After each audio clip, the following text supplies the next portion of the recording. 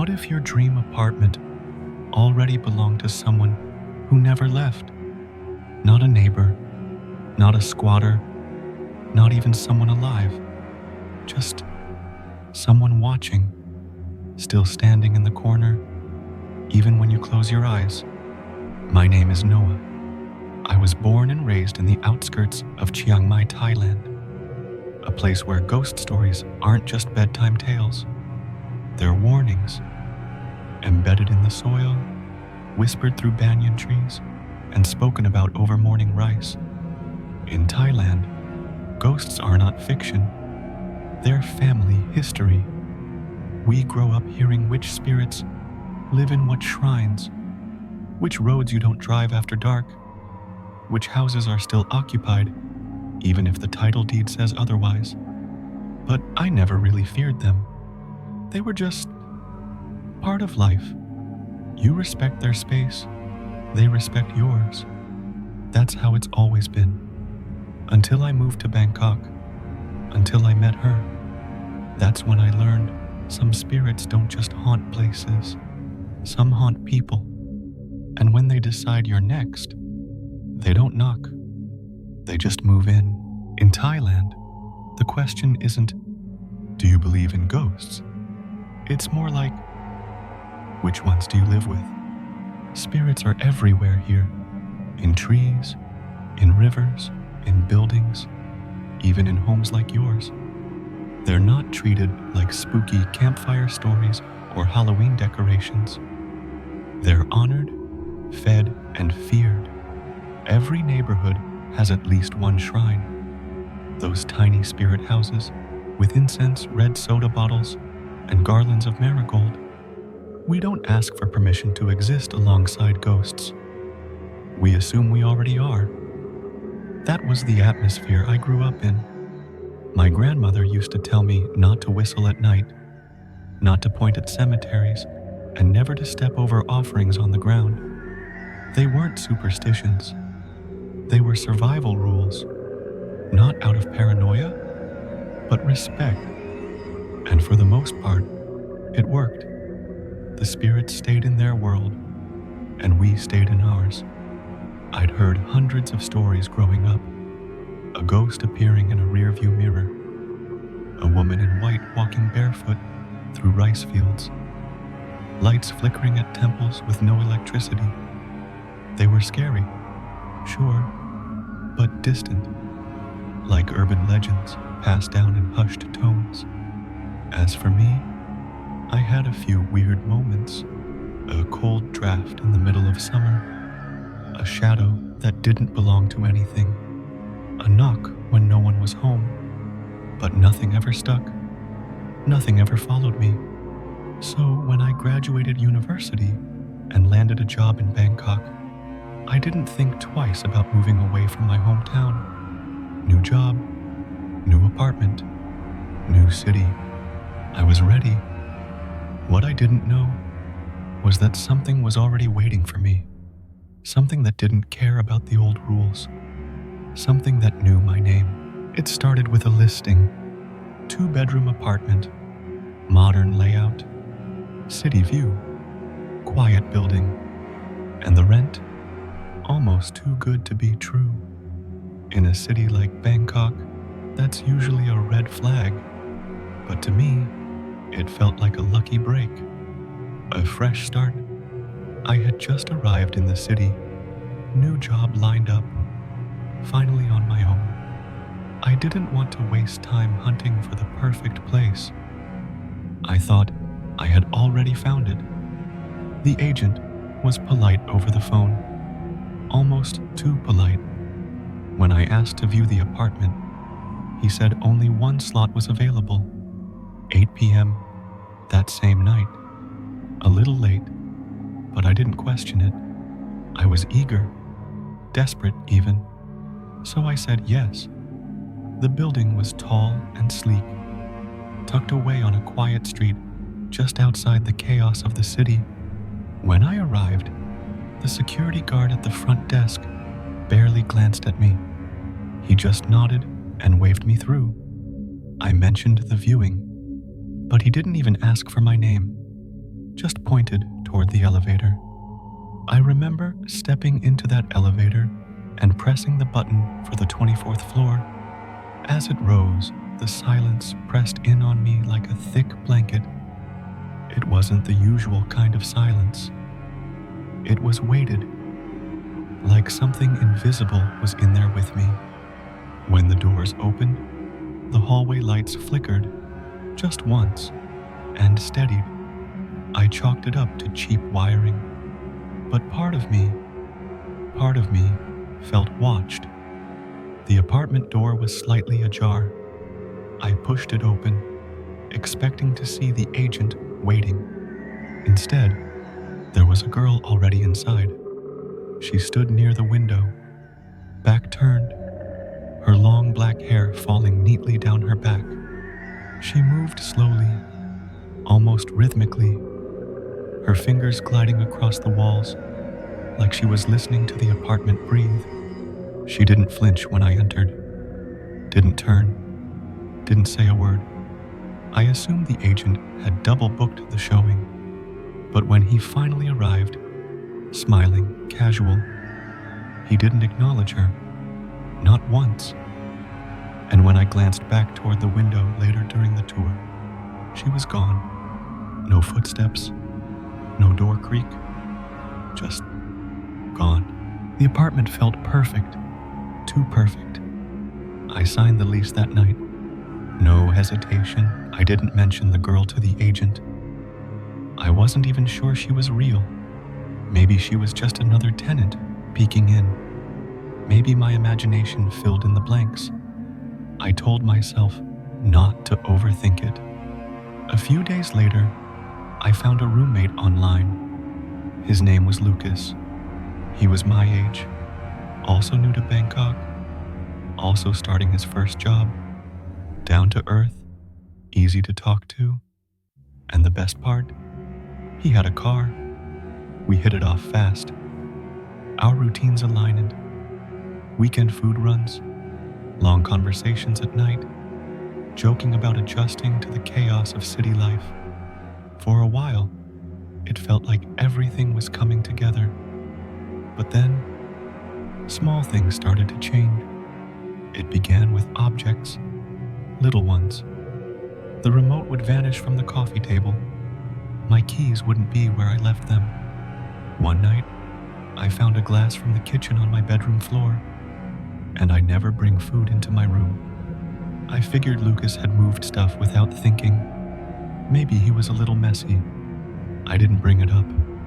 No big deal, I thought. But then it stopped. For a few weeks, everything was back to normal. Nothing misplaced. No strange feelings. Just the usual rhythm of two guys trying to survive the work grind in a noisy city. And then came the sounds. It started late at night. Always late. I'd be lying in bed, lights off, drifting towards sleep when I'd hear it. A faint tapping on the wall, soft at first, then more deliberate, like knuckles. Always on the wall between my room and Lucas's. Sometimes it was slow, steady. Other times it scratched, like fingernails on wood. At first, I thought Lucas was messing around, maybe watching horror movies, maybe trying to scare me.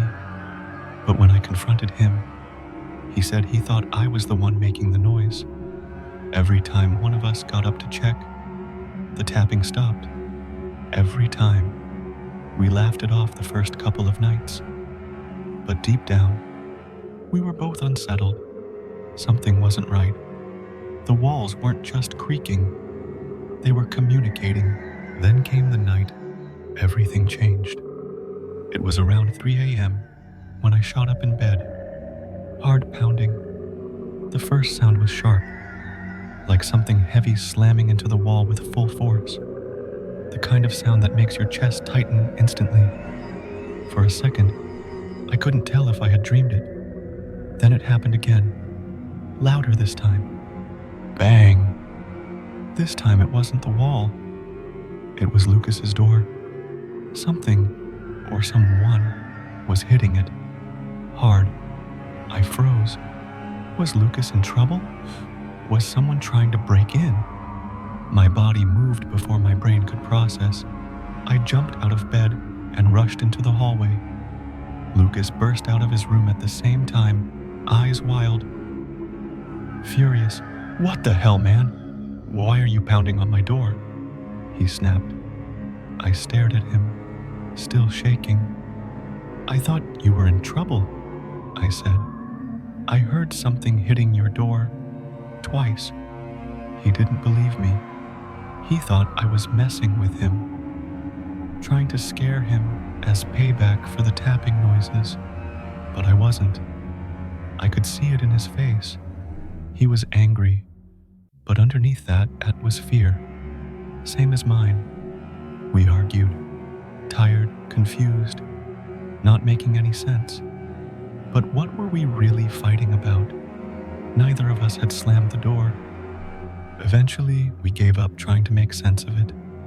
The tension hung in the air like smoke. We went back to our rooms without another word. I laid in bed, staring at the ceiling, heart still racing. I kept thinking, what if someone else was in here with us?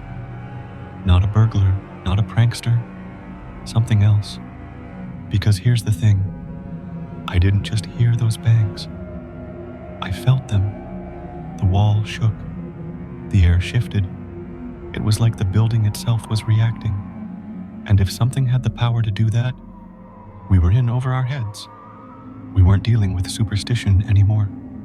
We were living inside the haunting. The day after the banging incident, Lucas and I needed a reset. We both worked through the day like zombies, barely speaking, just trying to pretend the night before didn't happen.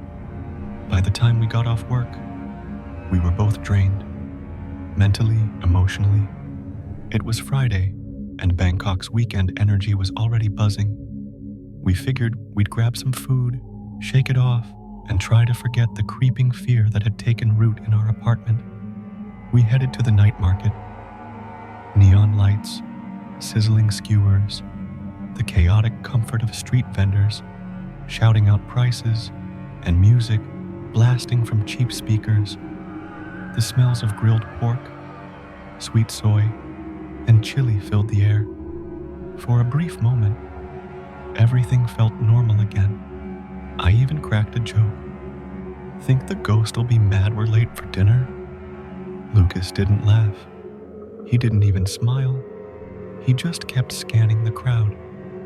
At first, I thought he was just people watching. But the way his eyes darted, left, right, over his shoulder, it wasn't casual. It was paranoid. Every few seconds, he'd stop mid-step to glance behind us, like he expected someone to be following.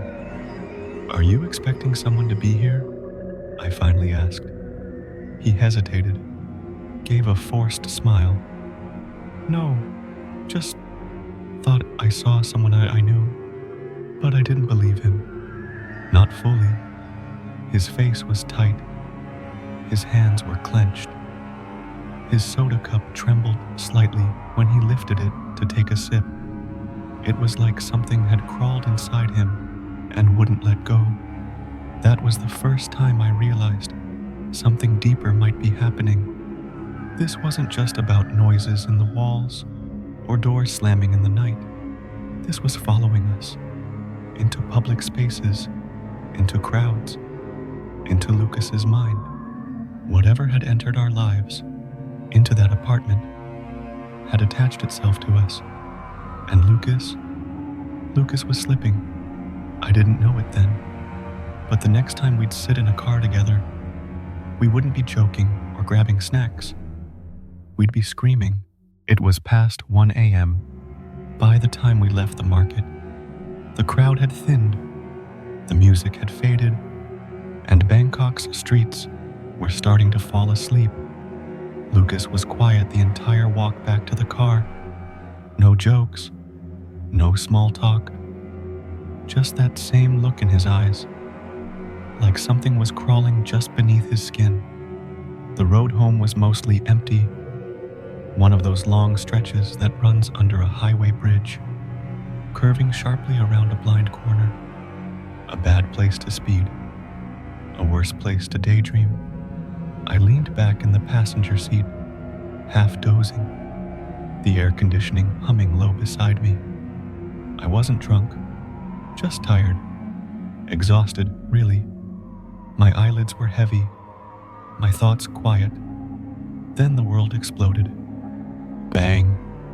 The car lurched violently. Tires screamed. I was thrown forward, my seatbelt digging into my chest.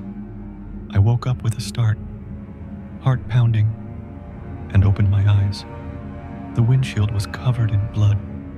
Thick, dark red smear streaked across the glass, like something had slammed into it at full speed. I couldn't breathe. I couldn't speak. I just sat there, frozen, staring at it. Lucas was gripping the steering wheel so hard his knuckles had turned white. His jaw was clenched, his eyes wide and unblinking. He looked like he'd seen death face to face. Did you see her?" he whispered. I blinked. "What?" "The woman," he said, voice cracking. "She jumped, over the railing, right in front of the car." I turned and looked at him. He wasn't lying. His hands were still shaking. We both stepped out onto the road, our bodies numb, expecting to find the aftermath of something horrific. A body, a tragedy, something. But there was nothing. No woman, no blood, not even a scratch on the car. The windshield, crystal clear. The blood, gone. But just moments ago, we had both seen it, felt the impact, the swerving, the slam, the horror. It had been real. All that remained were the long black tire marks etched into the asphalt. The highway around us was silent, like nothing had ever happened. But we knew something had. And worse, it had followed us off the road. We didn't speak the entire ride back. No music, no radio, just silence and the distant hum of the city slipping past the windows. Lucas stared straight ahead, jaw tight, hands glued to the wheel. I sat in the passenger seat, still trying to convince myself it didn't happen, even though I knew it did. When we got back to the apartment, we didn't say goodnight. No mention of the woman, no rehashing the blood, just two men closing their bedroom doors like prison gates and hiding in the quiet. I didn't sleep. The next morning, I couldn't take it anymore. I packed a bag, texted my boss, and bought a bus ticket home.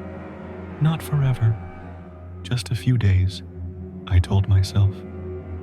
But deep down, I knew I was running. Not from the city, not from the job, from something else. My hometown felt like another planet. Quiet streets, wide fields, no traffic, no noise, no shadows in the corners of the room. I didn't go home right away. I went straight to the temple I'd visited since I was a kid. The place hadn't changed. Monks swept the walkways, incense drifted through the still air, and bells chimed faintly in the distance. I removed my shoes and stepped onto the cool stone floor, kneeling before the altar. I closed my eyes, pressed my palms together, and whispered a silent prayer. I didn't even know what I was asking for. Protection, clarity, forgiveness, maybe all three. Then I felt it. Not cold, not evil, but a presence. Someone watching, not with threat, but concern. I glanced up and saw one of the elder monks standing nearby, broom in hand, looking at me with quiet eyes. I bowed my head again, ashamed to hold his gaze. I hadn't told him anything. No mention of the apartment, blood. The woman, nothing. And yet, as I walked toward the temple gate to leave, he spoke. "Young man," he said softly, barely above a whisper, "don't go back there. Not tonight." I froze. He stepped closer, placed a warm hand on my shoulder, and looked me in the eyes. "You did nothing wrong, but whatever you left behind isn't ready to let go." And just like that, he turned and walked away, resuming his sweeping, as if he hadn't just dropped a truth that shattered everything I was trying to suppress. I stood there, breathless, with one thought echoing in my mind. How did he know? I took the monk's warning seriously. I stayed at my parents' house that entire weekend.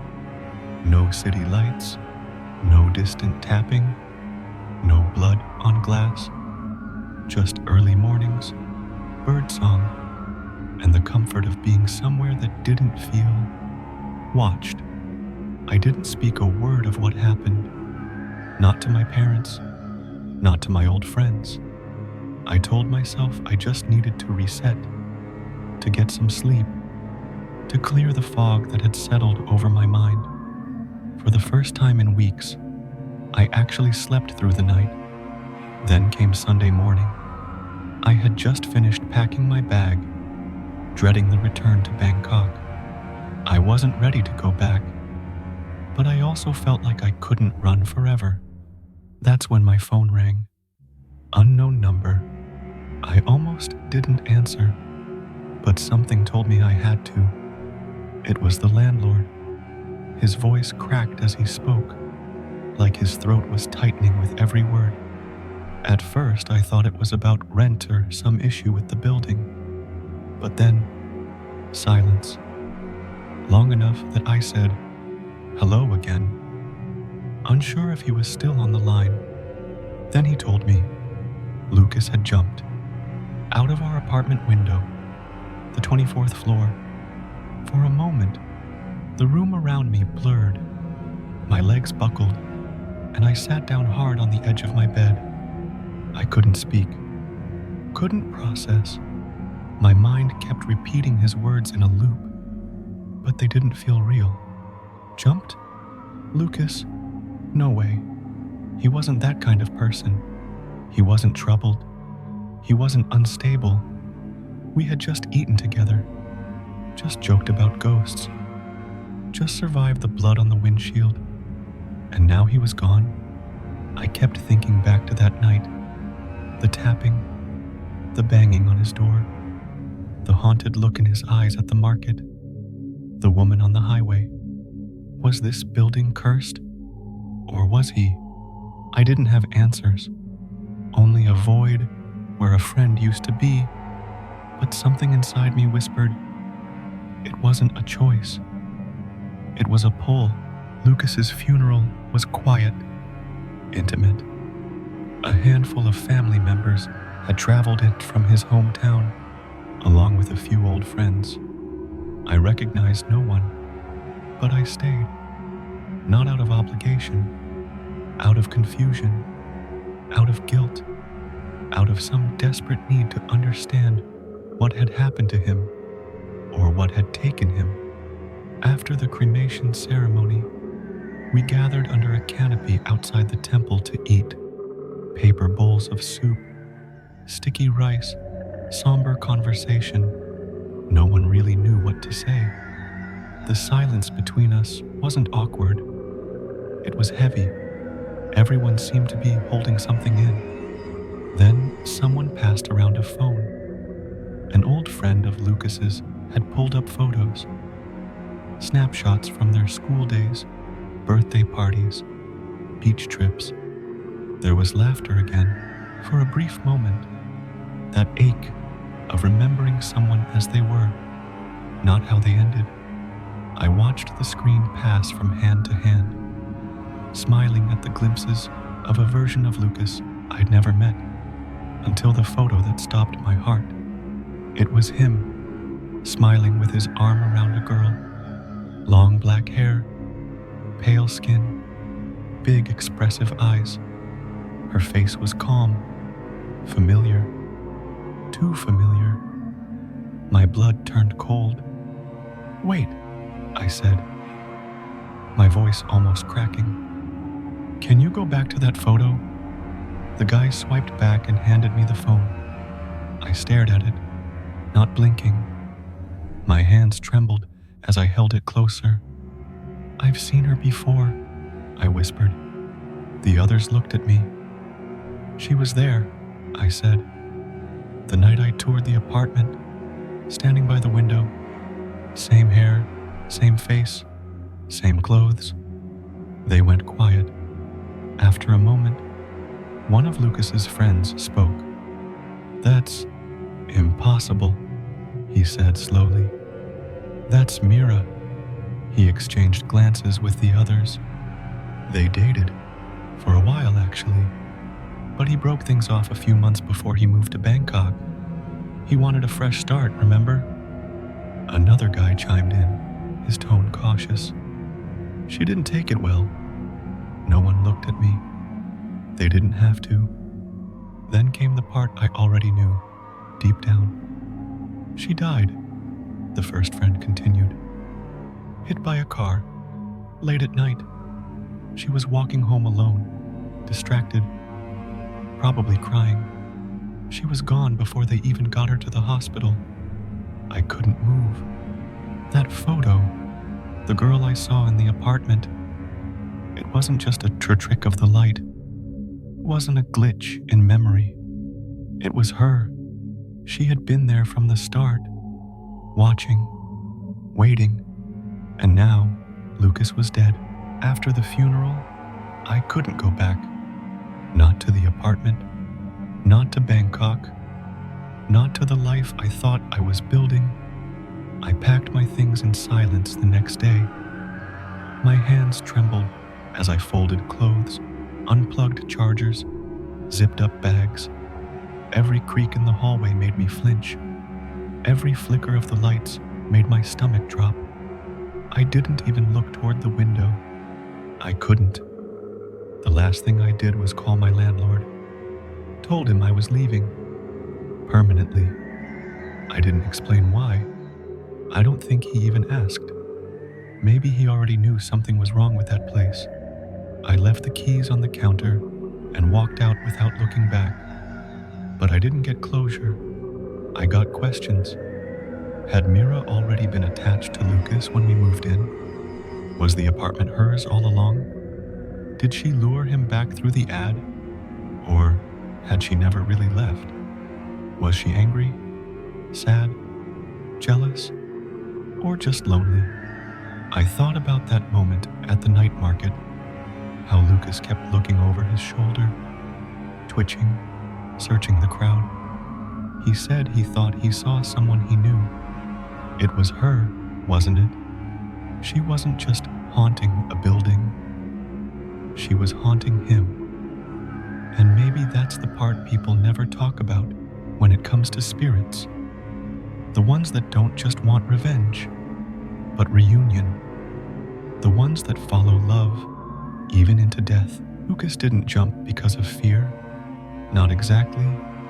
He jumped because something had been calling to him. From the 24th floor, I'll never forget her face. Pale, calm, almost peaceful. And that look in her eyes. The kind that doesn't belong to someone who's alive, but someone who's waiting. I don't know what she wanted. Maybe closure, maybe company, or maybe she just wanted him to see her one more time from the window. All I know is that apartment never really belonged to us. We were just visiting.